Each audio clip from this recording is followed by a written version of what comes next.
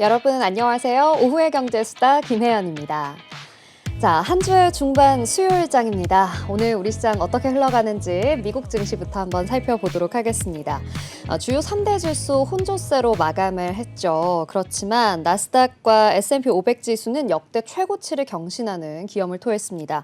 애플이 이 오픈 AI와 손잡고 새로운 AI 서비스를 발표했는데요. 이 발표한 당일에는 이전의 AI와 크게 다를 바가 없다라는 약간의 실망감이 묻어나는 반응들이 대체로 많았습니다. 별다른 차이가 없다라는 평가에도 불구하고 1%대 하락하는 주가 마감까지 보였었는데요. 하지만 바로 다음 날 7%대로 급등하는 흐름 보였습니다. 전문가들이 그래도 앞으로의 전망이 기대된다라는 평가들이 나오게 되면서인데요. 그러면서 나스닥을 좀 견인해 냈고요. 나스닥도 크게 상승하면서 마무리가 됐습니다. 하지만 테슬라는 반대로 이 로보택시의 사업으로 수익 전환이 좀 상당하게 시간이 걸릴 것이다라는 전망이 나오면서 JP모건의 보고서에 따라서 전거래일 대비 1.8% 하락 마감하기도 했습니다. 코스피는 소폭 상승하면서 오늘 출발을 했는데요. 오늘 시작할 때는 2,709선에서 시작을 했습니다. 계속해서 현재까지 상승 탄력 놓치지 않고 이어나가고 있는데요. 현재는 2,723포인트 지나가고 있습니다. 오늘 오전 중에는 이 건설업과 의약품 업종들이 좋은 흐름들을 보였습니다. 그런데 이 애플의 WWDC 전에 오픈 AI의 CEO와 이재용 삼성전자 회장이 만났다라는 사실이 전해지면서 삼성전자도 장 초반부터 급등하는 흐름 보여줬습니다. 오전장의 흐름 좋은 흐름 보여줬고요. 현재는 코스피 지수에서 기계업종, 음식료 업종, 그리고 전기전자 업종 순으로 좋은 흐름들 보여주고 있습니다. 자, 코스닥 역시 좀 소폭 상승하면서 마감을 했습니다. 코스닥 지수는 현재 800선, 868선 지나고 있는데요. 오늘 시작할 때는 871선에서 시작을 했는데요. 그래도 꽤나 좋은 흐름들 보여주고 있습니다. 코스닥도 처음에 오전에는 컴퓨터 서비스, 그리고 IT 부품이라는 업종들 좋았는데요. 현재는 인터넷 업종, 그리고 의료 정밀기기, 유통과 같은 업종들 좋은 흐름 보여주고 있습니다. 자, 이번 주는요, CPI 지표 발표를 앞두고 있고요. 또 우리 시간으로 오늘 새벽 받아보게 될 이 FOMC 회의 결과가 굉장히 주목이 되겠습니다. 또 목요일인 내일은요, 선물 옵션 만기일입니다. 그러다 보니까 굉장히 굵직한 이벤트들 예정되어 있고 굵직한 이벤트 앞두고 우리 시장도 조금 관심이 집중된 시점입니다. 대체로 좀 종목 장세 이어질 것으로 예상이 되는데요. 투자자 여러분께서도 신중하게 대응해 나가셨으면 좋겠습니다. 자, 오늘 시장의 특징과 전략의 방향들 저희 오수다와 함께 해주시기 바라고요. 오늘 오수다는 현재 기자와 함께하는 이모저모 이슈 모아보는 모이슈 시간 준비되어 있습니다. 그리고 세종대 경영학부 김대중 교수님과 함께하는 이슈 경제 시간도 준비되어 있으니까요. 끝까지 함께해 주시기 바랍니다. 오늘 장 마감 전 짚어보는 주식시장의 특징적인 흐름 분석도 준비되어 있으니까요. 끝까지 봐주시고요. 본 방송에서 제공하는 정보는 투자 판단을 위한 조언일 뿐 주식의 가치의 상승이나 하락에 대해서는 보장하지 않는다는 점 기억해 주시기 바랍니다. 자, 오후의 경제수다 오수다 지금 시작해보도록 하겠습니다. 그럼 이 시각 시장 상황부터 보고 오겠습니다. 서지연 캐스터 나와주세요. 네, 오늘의 시황입니다. 미 증시가 혼조세를 보였지만 나스닥과 S&P 지수는 사상 최고가를 경신하면서 국내 증시도 모두 빨간불로 출발할 수 있었습니다. 오늘 미 증시의 주인공은 애플이었는데요. 무려 7%의 급등을 보여주었습니다. 하지만 전기차 관련주들은 조금 하락했는데요. 따라서 국내장에서도 애플 관련주들이 반등하는 모습 보이고 또 2차 전지 관련주들은 약간 주춤하는 모습 보였습니다. 그럼 보다 자세한 시황 살펴보겠습니다. 먼저 코스피 지수입니다. 전일 대비 0.75% 상승한 2,725.59포인트 지나고 있습니다. 다음은 코스닥입니다. 코스닥 지수는 전일 대비 0.1% 상승한 869.27포인트 지나가고 있습니다. 다음은 수급 상황 살펴보도록 하겠습니다. 먼저 코스피 수급입니다. 장 초반에는 개인의 매수에 힘입어 상승 기조를 이어갔는데요. 개인이 매도세로 전환을 했고 현재 개인과 기관은 팔자세를 보이면서 외국인 홀로 1,847억 원을 담아내며 주가를 올리고 있습니다. 다음은 코스닥 수급입니다. 네, 개인과 기관, 외국인 전부 사들이고 있는데요. 개인은 122억 원, 외국인은 63억 원 사들이면서 좋은 흐름 보여주고 있습니다. 다음은 코스피 시가총액 1위부터 5위까지 먼저 보시겠습니다. 네, 코스피 시가총액 상위 종목 1위부터 5위까지입니다. 어제까지만 해도 조금 부진했던 삼성전자가 오늘 1.6% 상승하면서 76,400원을 기록하고 있습니다.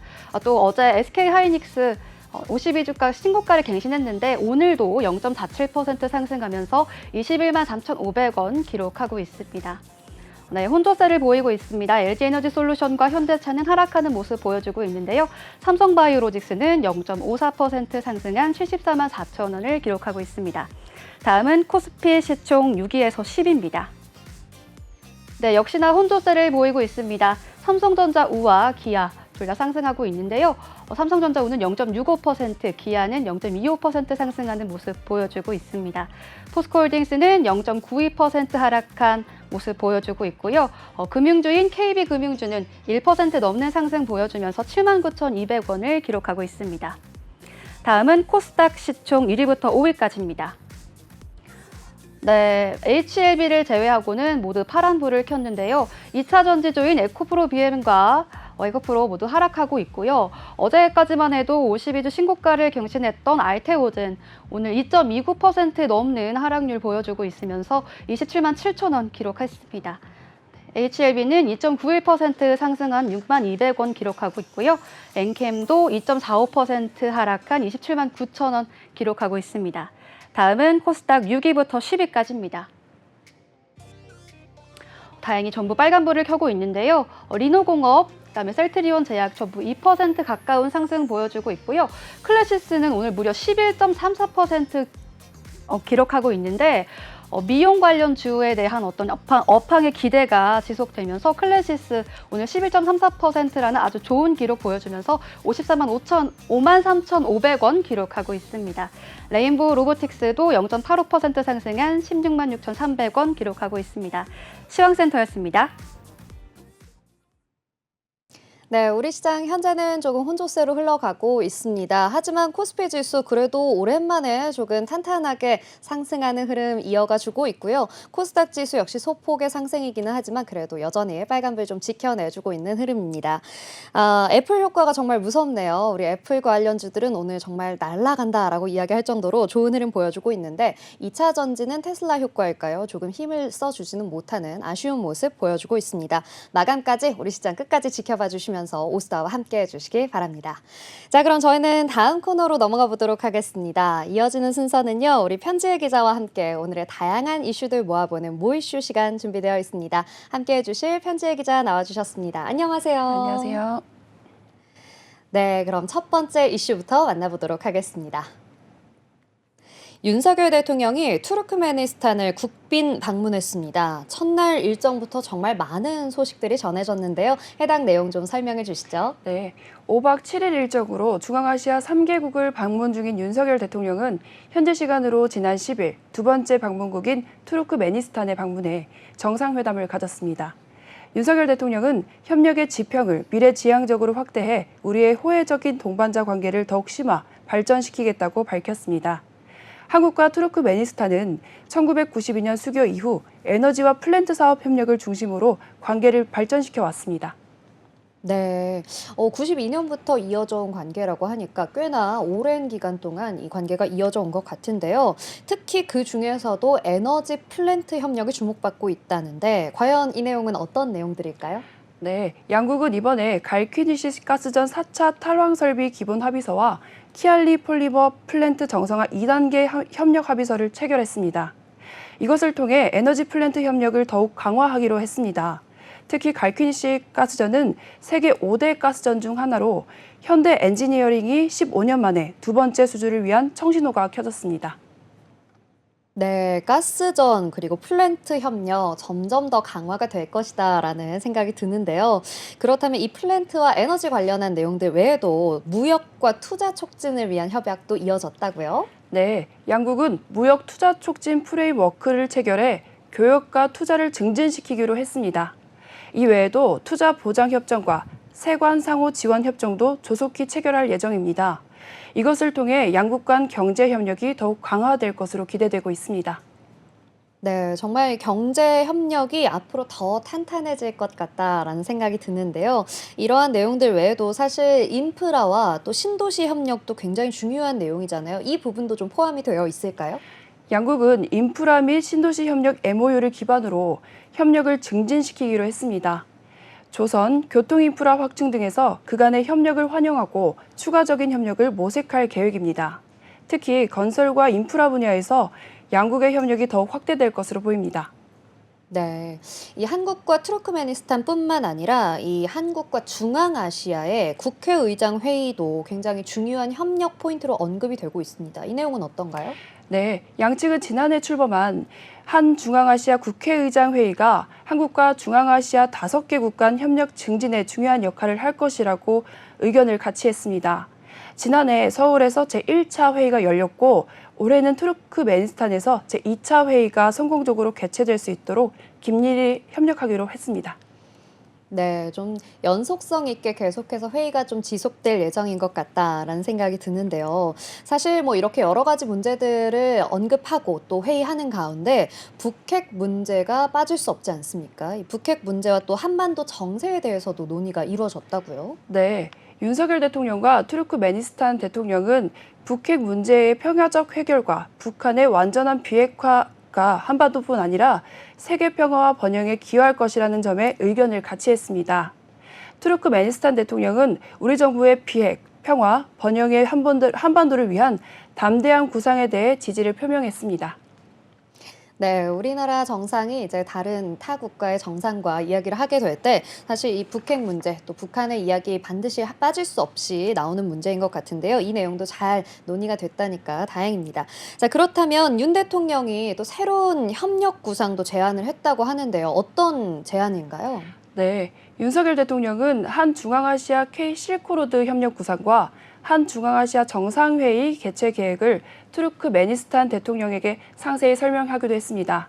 이 구상은 우리나라의 혁신 역량과 중앙아시아와의 풍부한 자원을 연계해 새로운 협력 모델을 만들겠다는 전략입니다. 투르크메니스탄 대통령은 이에 대해 전폭적인 지지를 표명하기도 했습니다. 네, 이번 협의를 통해서 우리의 중앙아시아로서의 진출이 더욱더 공고히 될 수 있을 것 같은데요. 사실 이번 국빈 방문을 통해서 많은 이야기가 오갔지만 그 중에서도 정말 많은 협력 문서가 체결이 됐죠. 네, 이번 정상회담에서 양국 정부와 기업 간 8건의 협력 문서가 와. 체결됐습니다. 네. 에너지, 산업, 무역, 경제 등 다양한 분야에서의 협력이 포함되었습니다. 특히 에너지 부문에서 우리 기업이 2건의 플랜트 수주 합의서와 이것을 뒷받침하기 위한 2건의 양해각서 등을 체결해 약 60억 달러 규모의 플랜트 사업 수주가 기대되고 있습니다. 네, 60억 달러 규모라고 하니까 정말 앞으로 또 에너지 업종 기대가 된다라는 소식인 것 같은데요. 그렇다면 끝으로 이번 방문의 의의와 또 앞으로의 계획에 대해서 좀 설명해 주시죠. 이번 국빈 방문을 통해 양국 간 경제 협력의 지평이 더욱 넓어졌다고 볼 수 있습니다.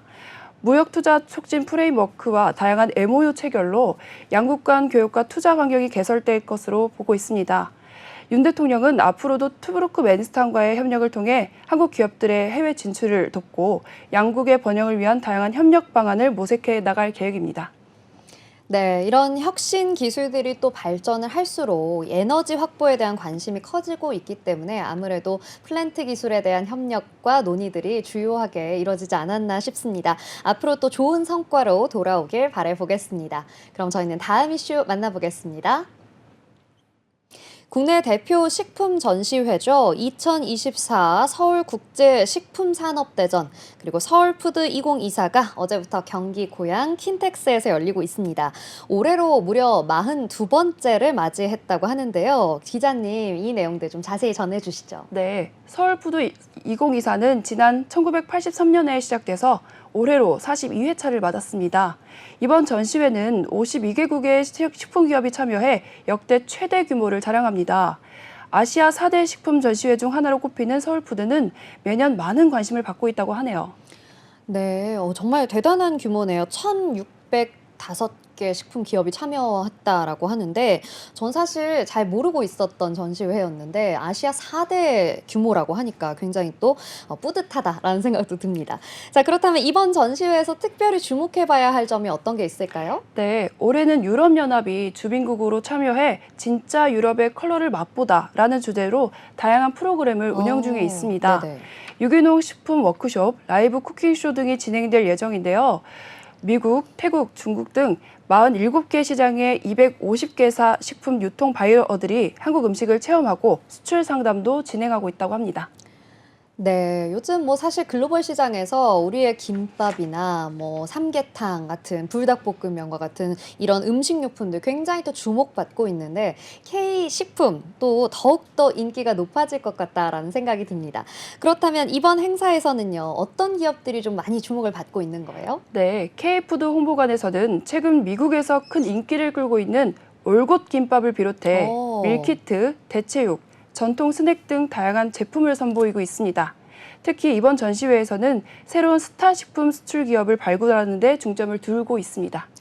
네, 사실 뭐 그동안은 이 식품에 대해서도 좀 대기업들이 많이 주목을 받았는데 이번 기회를 통해서 스타 식품 수출 기업을 새롭게 발굴하는 데 많이 좀 도움이 됐으면 좋겠습니다. 그래서일까요? 정부에서도 이번 전시회 굉장히 적극적으로 지원하고 있죠. 그렇습니다. 정인교 통상교섭본부장은 K푸드 수출 확대를 위해 산업부와 농식품부가 협업해서 마케팅, 유통 플랫폼 지출, 그리고 물류와 인증 등에서 전폭적인 지원을 하겠다고 밝혔습니다. 또한 정부는 식품 산업을 글로벌 성장 산업으로 육성해서 2027년까지 110조 원 규모로 확대할 계획이라고도 설명했습니다. 네, 정말 이 정부의 적극적인 지원 아래 더욱더 이 K푸드의 위상이 높아지지 않을까라고 기대가 되는데요. 앞으로 또 전망을 더 기대해 보도록 하겠습니다. 마지막으로 전할 내용이 또 있을까요? 네, 농림축산식품부는 K푸드 플러스 수출 확대 추진본부를 구성해서 다양한 지원 사업을 추진하고 있습니다. 주요 국제 식품 박람회 참가, 그리고 한류 연계 소비자 홍보 등 다양한 방안을 모색하고 있으며, 그리고 수출 기업의 현장 애로사항을 해결하기 위해서 부처 간 협업도 강화하고 있다고 합니다. 앞으로도 식품 산업이 우리나라 대표 산업으로 성장할 수 있도록 지속적인 지원을 약속하기도 했습니다. 네, 한류에 이어서 또 다른 K 열풍, 바로 K푸드가 그것을 도맡아주고 있는 것 같은데요. 한국의 수출을 드라이브 해줄 또 다른 K푸드들 계속해서 등장해 주길 기대해 보겠습니다. 그럼 마지막 이슈로 넘어가 보도록 하겠습니다. 국내에서 처음으로 선보이는 헬기 택시 서비스 본에어에 대해서 이야기해 보려고 하는데요. 이 서울 강남에서 인천공항까지 헬기를 타고 이동하는데 무려 20분 만에 이동이 가능하다고 합니다. 어떤 이야기인지 너무 궁금합니다. 네, 어제 서울 송파 잠실 한강변에서 국내 최초의 헬기 택시 서비스인 보네어가 첫 선을 보였습니다. 이 서비스는 스타트업 모비에이션이 시작한 것으로 헬기를 이용해서 인천공항 간의 빠른 이동을 제공하는데요. 어제는 체험 행사도 함께 열렸다고 합니다. 와, 저는 뭐 택시, 당연히 자동차 택시만 생각하고 있었는데 헬기 택시라니요. 너무너무 새로운 서비스인 것 같습니다.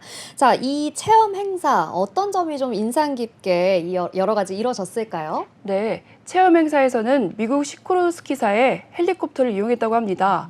이 헬기는 도널드 트럼프 전 미국 대통령도 사용했던 기종으로 승객 12명을 태울 수 있습니다. 좌석은 서로 마주보는 일자형 의자로 구성되어 있고 상당히 좁은 공간이었다고 합니다. 그렇군요. 12명. 제가 생각했던 것보다는 그래도 많은 인원이 탈 수 있다라는 생각이 드는데요.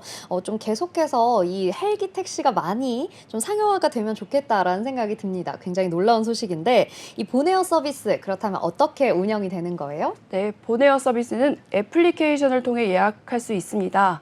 현재는 서울 송파 잠실 헬기장과 서울 양재 만남의 광장에서 인천공항까지 노선을 운영 중에 있습니다. 앞으로 여의도 등 다른 이륙 장소도 추가할 예정이라고 하네요. 운임은 1인당 44만 원으로 책정이 되어 있어 예약이 확정이 되면 탑승객의 짐을 전날 수거해 공항에 보내주는 서비스도 제공할 예정이라고 합니다. 네, 짐을 전날 수거해서 공항에 가져다 주고 또 내가 애플을 통해서 또 이것을 예약하고 굉장히 좀 편리하겠다라는 생각이 듭니다. 우리가 기존에 생각했던 이 자동차 택시와 비슷하면서도 다른 점이 있는 것 같은데요. 이 도심 항공교통이죠. UAM 시대를 준비하는 차원에서 굉장히 중요한 서비스라는 생각이 드는데요. 맞습니다. 보네어 서비스는 도심 항공교통의 시장성과 고객층, 운영 데이터를 확보하기 위해 시도되고 있습니다. 이것을 통해 향후 수동 수직 이륙 이착륙 기체와 같은 UAM 기체를 도입해 시장을 선점할 계획이라고도 말했습니다. 모비에이션은 이것을 통해 도심 항공 서비스의 대중화를 이끌겠다는 목표를 가지고 있다고 합니다.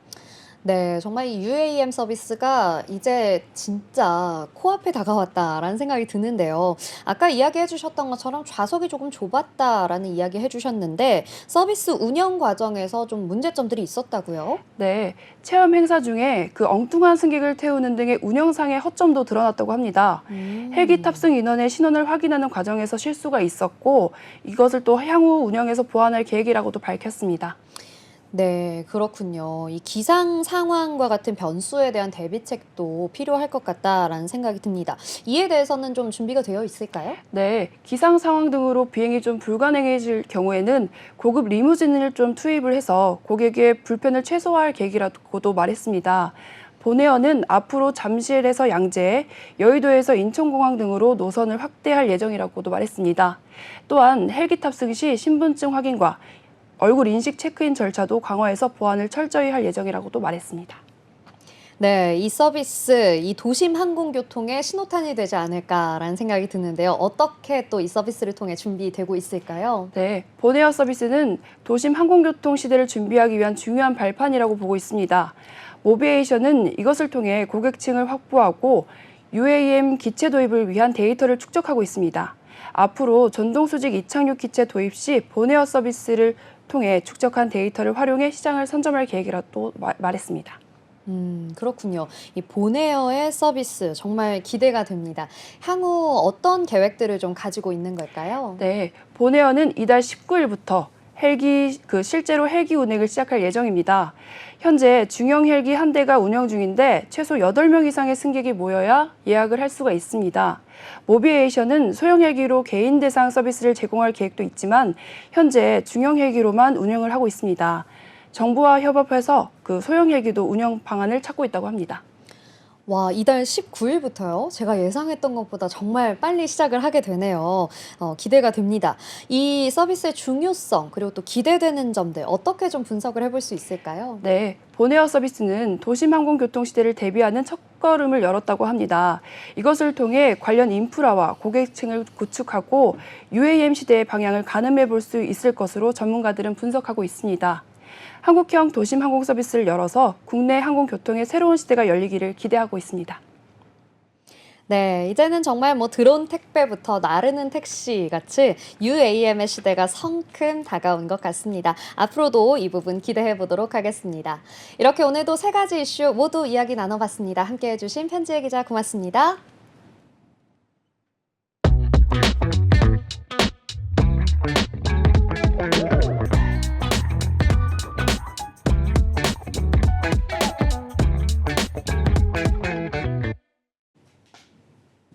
네, 수요일 우리 시장 어느새 3시 23분을 지나고 있습니다. 마감까지 약 7분여 앞두고 있는데요. 오늘 우리 증시 어떤 것들이 가장 뜨겁게 이슈로 나왔는지 함께 이야기해 보도록 하겠습니다. 오늘은 이 이야기를 안 할 수가 없습니다. 아침부터 아마 여러분도 많이 접하셨을 텐데요. 바로 아이폰 교체 사이클 이야기입니다. 애플이 이틀 전 WWDC에서 공개한 애플 AI, 소비자들이 그닥 달라진 게 없는데 라는 반응이 있었습니다. 그러면서 주가도 다소 하락을 했었고요. 결국 엔비디아와 이 시총 자리를 맞바꾸기도 했었는데요. 그 다음 날 바로 전문가들의 호평이 이어지면서 다시 상승하는 흐름 보였습니다. 오늘 7% 이상 급등하는 흐름 보여줬는데요.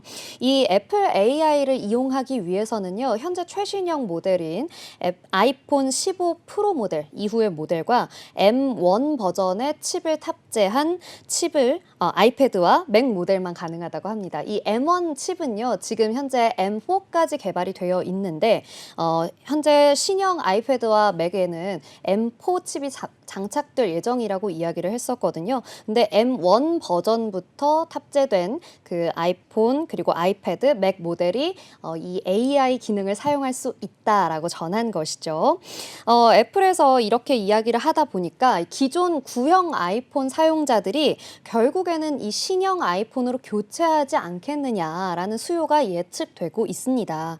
사실 이전에는 이 iOS 버전을 업그레이드하면서 휴대폰 기종 자체가 구형 버전이라고 하더라도 계속해서 새로운 소프트웨어를 사용할 수가 있었는데 이제는 그것을 안 되게 막아버렸다는 것이죠. 즉 AI 기능은 15% 이상부터만 사용할 수 있도록 하겠다라고 밝히다 보니까 이제 그동안 아이폰을 사용하고 계시던 기존 유저들도 새롭게 신형으로 교체할 것이고 또 일각에서는 이런 이야기도 나오고 있습니다. 갤럭시를 사용하던 유저들 중에서 챗GPT를 유료로 사용하던 분들도 이렇게 새로운 아이폰 슈퍼사이클에 탑승하지 않을까라는 기대가 나오고 있는 것이죠. 자, 역대 최대치의 금액으로 마감을 했습니다. 207.15달러로 마감을 했습니다. 전거래일 대비해서 7.3%나 급등하는 흐름이었는데요. 사실 그동안 애플의 흐름이 좋지 않았었는데 이번 호재로 인해서 조금 급등하는 흐름 보여줬습니다. 그런데 최근 무서운 급등세로 시총 2위 자리를 넘봤었던 엔비디아가 있었잖아요. 그런데 이 엔비디아에 밀려서 3위로 내려간 것이 아쉬웠던 탓일까요? 열심히 힘을 내서 이제 다시 2위 자리를 탈환하는 모습 보여줬습니다. 미증시의 시총 1위인 마이크로소프트와도 지금 격차가 400억 달러로 지난해 1월 이후로 가장 적은 격차를 기록했다고 하거든요. 그런데 이렇게 하루에 7% 이상 주가가 급등하는 것은요, 지난 3년 동안 이번이 세 번째밖에 안 된다고 합니다. 그러니까 굉장히 드문 일이고 또 이례적인 일이다라는 것이죠. 이런 애플의 분위기에 덩달아서 우리 시장에서 애플 관련 종목들도 정말 날아갔습니다. 자, 좋은 영향을 받아서 일제히 상승했는데요. LG 이노텍을 좀 대표적으로 살펴볼 수 있겠죠. LG 이노텍 애플의 스마트 기기 카메라 모듈을 공급하는 그런 회사입니다. 애플의 비중이 굉장히 큰 회사이다 보니까 애플의 주가가 상승하면 LG 이노텍의 주가도 좀 상승해주는 흐름을 보여주고 있는데요. 오늘 무려 9% 이상 상승한 흐름 보여줬습니다. 장 초반엔 13% 이상 상승하는 흐름도 보여줬었는데요. 현재는 그래도 계속해서 빨간불 켜내면서 좋은 흐름 이어가고 있네요. 자, 그리고 또 다른 애플의 관련주들 살펴봐야겠죠. BH입니다. BH는 이 애플의 PCB 기판을 공급하는 회사이죠. 지금 7% 이상 상승하면서 현재 22,250원 지나가고 있습니다. 자화전자도 굉장히 또 우리가 살펴볼 수 있는 종목인데요. 2% 이상 현재 상승하고 있습니다. 이 자화전자는 손떨림 보정 부품을 생산해서 LG 이노텍에 납품하는 회사거든요. 그러다 보니까 역시 함께 애플 관련주로 상승하는 흐름 보여줬습니다. 그 외에도 더구전자 오늘 또 좋은 흐름 보여줬네요. 네, 역시나 2% 이상 상승하는 흐름 보여줬습니다.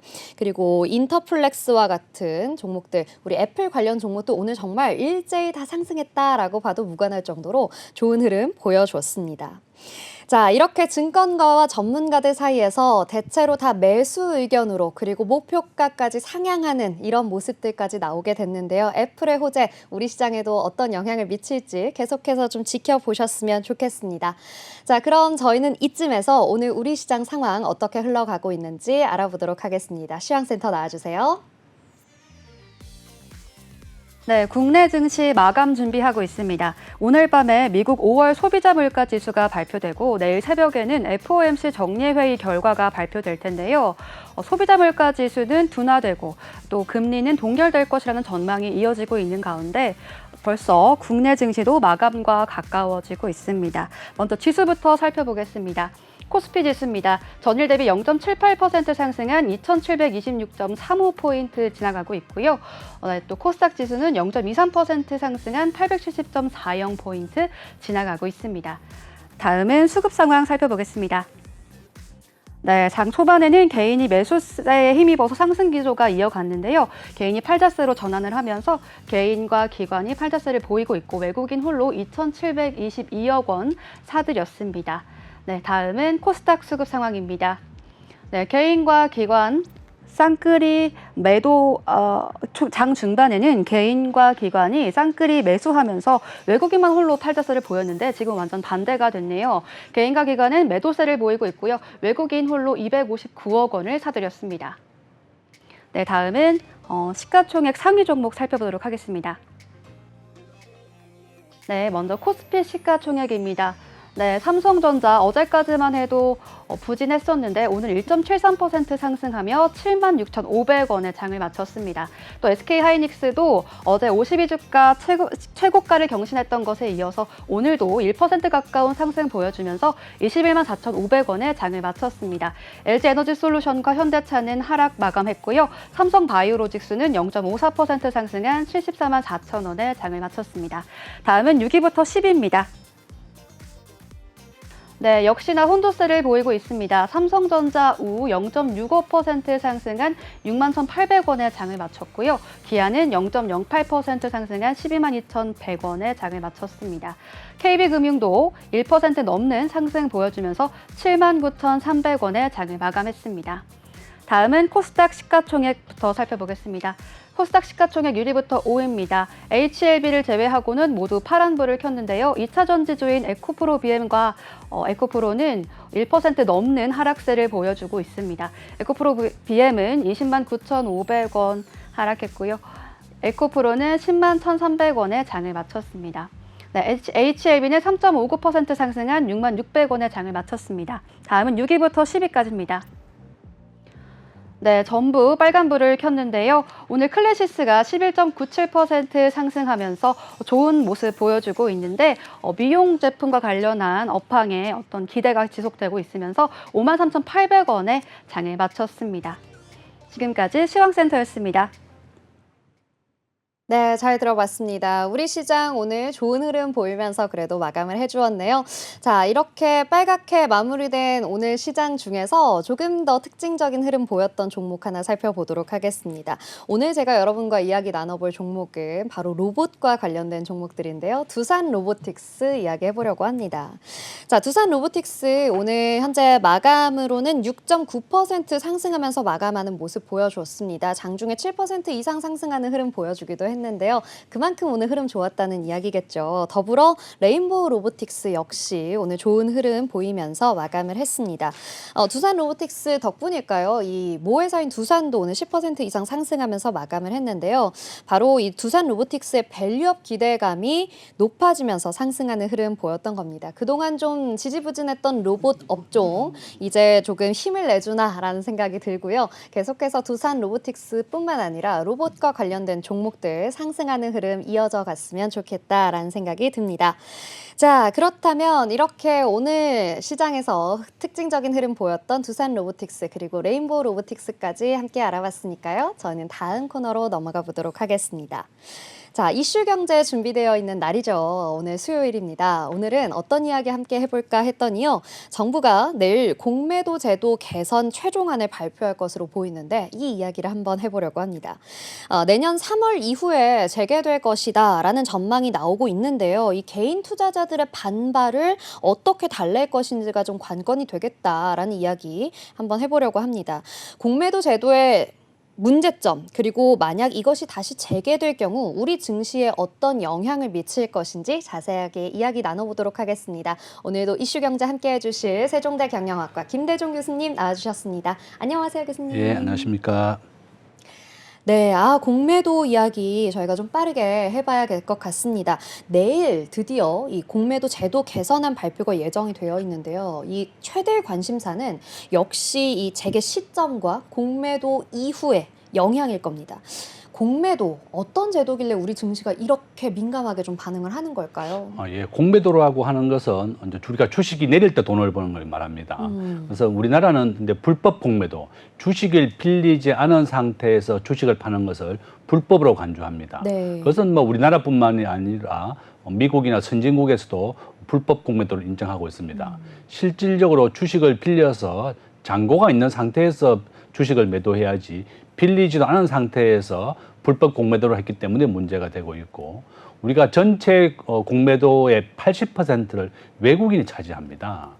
기관은 한 18% 정도 차지하고 있고 우리 개인이 공매도를 차지하는 비율은 한 1, 2% 정도밖에 안 된다. 네. 우리 개인들이 이렇게 분노하는 이유는 기울어진 운동장 때문에 그렇습니다. 우리가 공매도를 해서 정권회사에서 주식을 빌릴 때 개인에게 대해서는 3개월 정도 기한을 주고 또 우리가 잔고에 대해서도 140% 이상 높은 잔고 비율을 요구하는데요.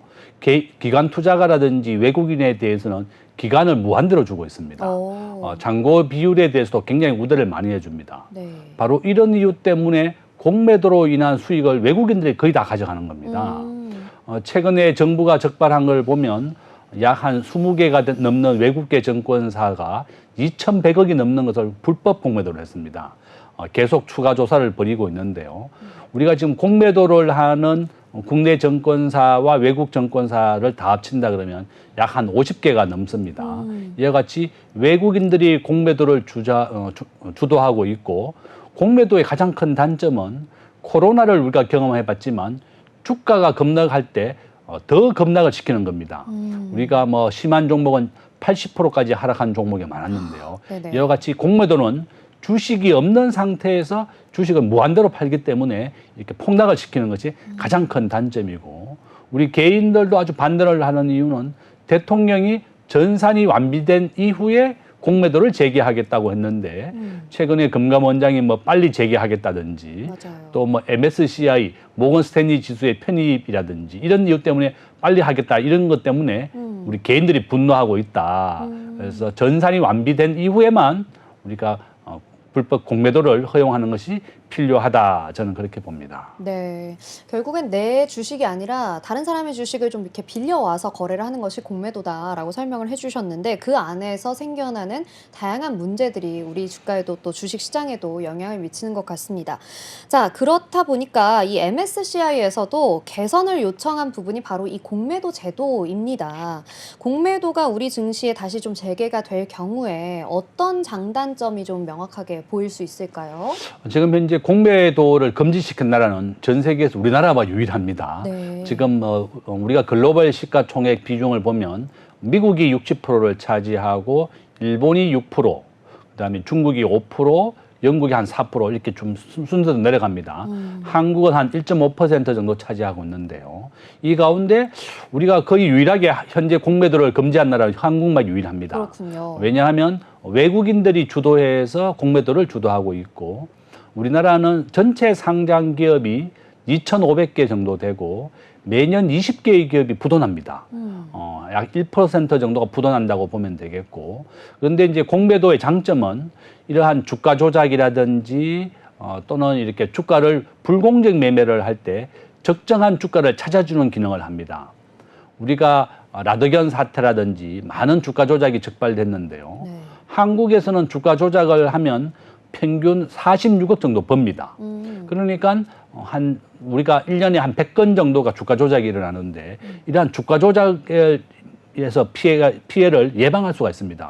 주가가 허위로 올린다든지 불법적인 방법으로 올렸을 때 적정한 가격을 공매도 세력이 알고 있다 그러면 공매도를 쳐버리는 겁니다.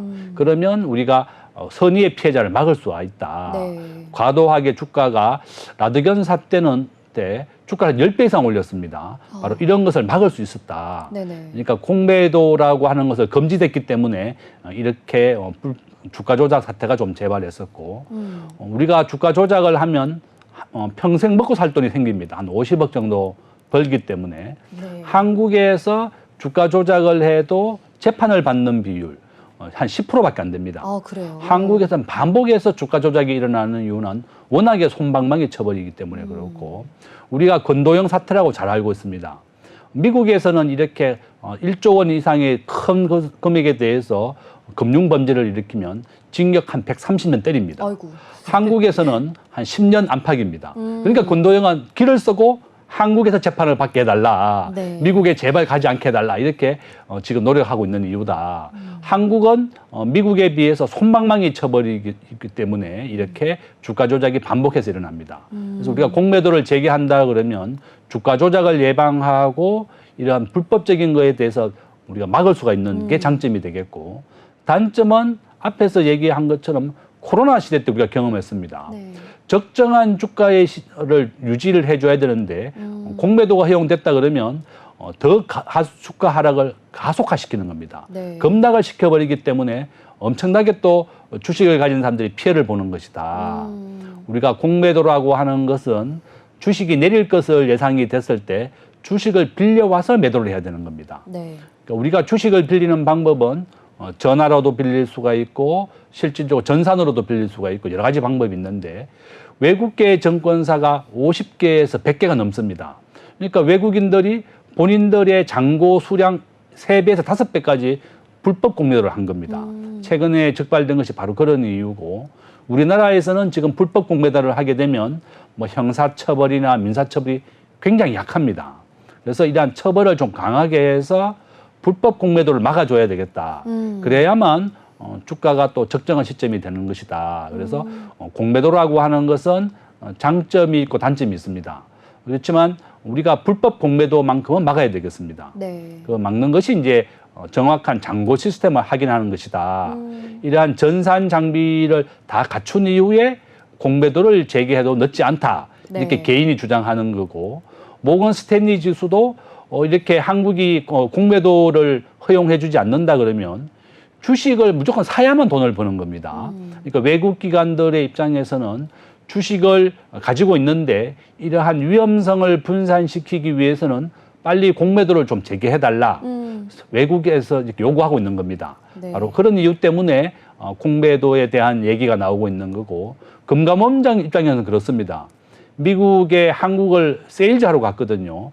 대한민국에 투자를 해달라 이렇게 얘기하니까 외국인들의 투자를 받으려면 공매도를 또 재개해줘야 되는 겁니다. 한국 전체 주식시장 2,500조 중에 외국인이 차지하는 비중은 26%입니다.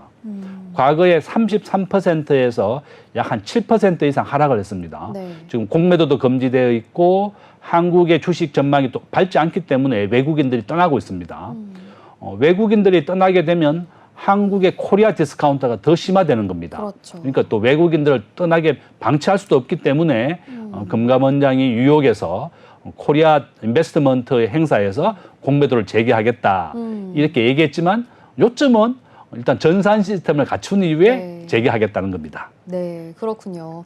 이 주가 조작을 예방할 수 있다라는 장점이 있지만 또 적정 주가를 유지하지 못하게 하는 단점도 있기 때문에 공매도를 재개하기 전에 전산에 대해서 명확하게 좀 잘 정비를 하고 다시 재개를 해야 된다라고 이야기를 해주셨습니다. 자, 그렇다면 이 공매도가 다시 재개가 되게 된다면 개인 투자자들은 어떤 전략으로 좀 접근하고 대응을 해야 할까요? 저는 이제 제가 앞에서 우리가 글로벌 시가총액 비중에서 한국은 1.5%밖에 안 된다 그랬습니다. 네. 미국에서 뭐 테슬라라든지 엔비디아라든지 애플 이런 공매도를 쳤던 기업들이 다 파산했습니다. 왜냐하면 주식이라고 하는 것은 상승 추세입니다. 항상. 그러니까 우량한 종목은 계속 올라가는 것입니다. 그러니까 워렌 버핏이 항상 얘기합니다. 공매도를 하지 마라. 기업이 국가의 GDP가 성장하는 것과 마찬가지로 애플, 마이크로소프트, 테슬라 이런 우량한 기업들은 계속 우상향하는 겁니다. 주가가 일시적으로 하락은 하겠지만 장기적으로 하락하지 않는다. 우리가 개인이나 기업이나 국가가 항상 경제가 발전하고 성장하기 때문에 그렇습니다. 네. 공매도라고 하는 것은 기업이 망하고 폭락을 해야만 돈을 버는 겁니다. 그러니까 공매도를 하지 말라고 얘기하는 거다. 결론은 우리 개인들은 우량한 주식만 투자하면 문제가 없습니다. 네. 우리가 매년 20개 이상의 부도가 나고 100여 개 정도가 주가 조작을 하고 있습니다. 아이고. 바로 그런 이유 때문에 우리 개인들이 큰 돈을 벌려고 하지 말고 우리가 우량한 주식을 사는 것이 가장 좋다. 미국 주식의 90%, 한국 주식 한 10%를 하시고 미국의 1등은 지금 현재 마이크로소프트, 애플, 엔비디아고 네. 한국은 삼성전자, 하이닉스 같은 종목입니다. 네. 그러니까 시가총액의 최고 1등 종목이라든지 그 업종을 대표하는 종목에 투자한다 그러면 그런 공매도에 대한 두려움이 없는데 어쨌든 더 많은 돈을 벌기 위해서 우리가 아주 세력이 있거나 급등하는 종목을 골라달라. 네. 또 급등하는 종목을 투자하려고 하고 보니까 이렇게 주가 조작이라든지 또 세력에 의해서 움직이는 종목을 투자하니까 큰 피해를 보는 겁니다. 요점은 우량한 주식에 투자하면 공매도가 전혀 걱정이 없고, 왜냐하면 삼성전자의 시가총액은 500조고 지금 뭐 미국의 마이크로소프트나 애플은 시가총액이 지금 4,000조가 넘습니다. 주가 조작을 하려고 해도 돈이 없어서 못하는 거다. 그러니까 우리가 지금 현재 시가총액이 뭐 100억이라든지 1,000억이 안 되는 기업도 많이 있습니다. 네. 바로 이런 기업에 대해서 주가 조작을 일으키는 것이다. 그러니까 우리 개인들은 우량하고 시가총액이 큰 기업에 투자한다 그러면 공매도를 전혀 걱정할 필요가 없다. 그렇게 말씀을 드리겠습니다.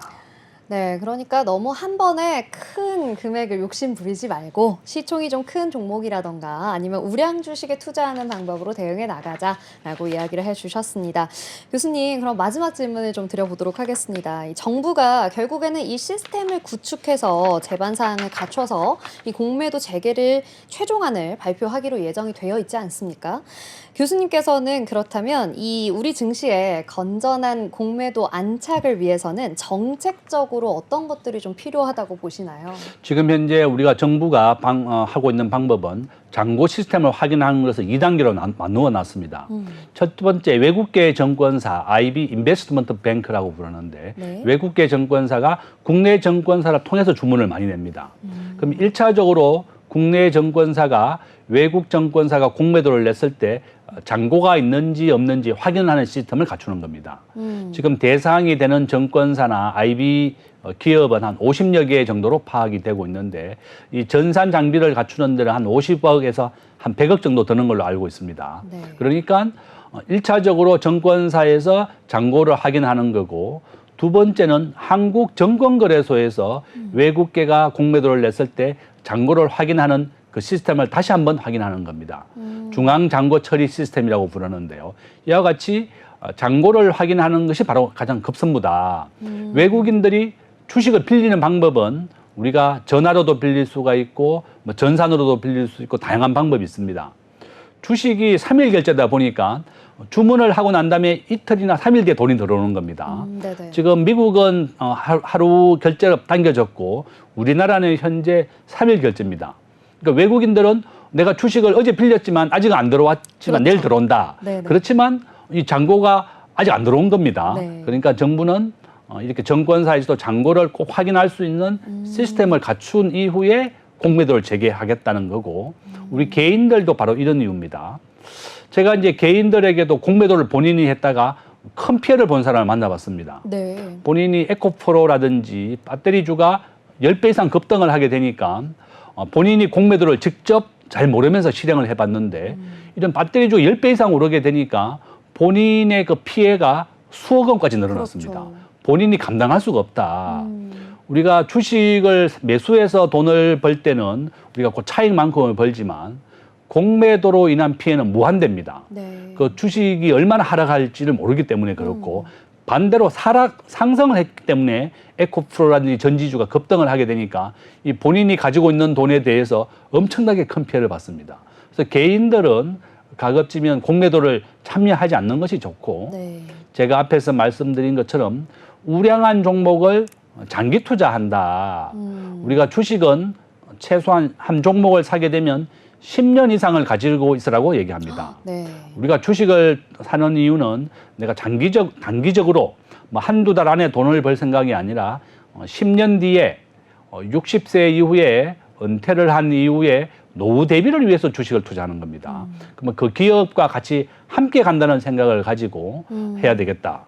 우리가 공매도를 하는 종목들이 대부분이 급등을 하거나 급락을 하는 종목들입니다. 그러니까 이런 종목을 피하면 되겠다. 그래서 가장 좋은 점은 미국과 한국의 우량한 종목을 장기 투자한다 그러면 공매도에 대한 두려움이 전혀 없을 것이고 정부도 또 정권사도 외국인들에 대한 잔고 시스템을 확인하게 해서 이런 불법 공매도를 막고 또 엄한 처벌이 따른다 그러면 이렇게 외국인들도 불법 공매도를 하지 않을 것이다. 이렇게 여러 가지 필요 사항이 있다. 이렇게 말씀을 드리겠습니다. 네, 정책적으로는 이런 잔고를 확인할 수 있는 시스템을 반드시 구축해야 하고 또 엄한 처벌까지 뒤따라야만 이런 불법 공매도 막을 수 있다라고 이야기해 주셨습니다. 자, 이렇게 오늘도 공매도에 대해서 좋은 말씀 함께 해주신 이슈경제 세종대 경영학과 김대중 교수님 너무나 고맙습니다. 네, 오늘 오후의 경제수다 오수다는 여기까지입니다. 오늘 마감 시황 간략하게 짚어드리도록 하겠습니다. 코스피 코스닥 지수 모두 빨갛게 마감을 했는데요. 양시장 모두 외국인과 기관의 동반 매수세에 들어왔습니다. 코스피 지수 2,728포인트, 코스닥 지수는 870포인트에서 마감을 했습니다. 내일은 더 경제 이슈들 가지고, 유익한 경제 이슈들 가지고 찾아오도록 하겠습니다. 저희 방송 다시 보기는 언제나 네이버와 유튜브를 통해서 다시 보실 수 있다는 점 기억해 주시기 바랍니다. 그럼 내일 오후 3시 오스타에서 다시 만나요. 안녕.